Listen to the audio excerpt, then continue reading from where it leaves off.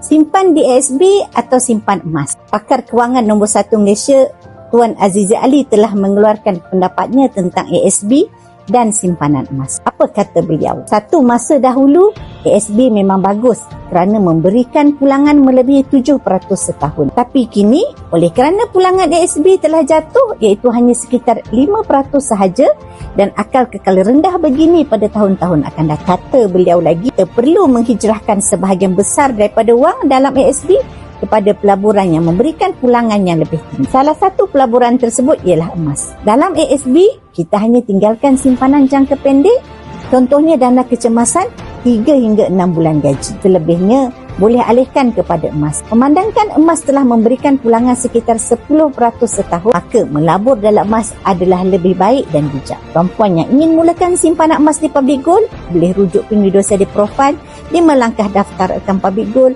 Saya akan bimbing perempuan dalam cara dan langkah-langkah simpanan emas yang terbaik untuk perempuan.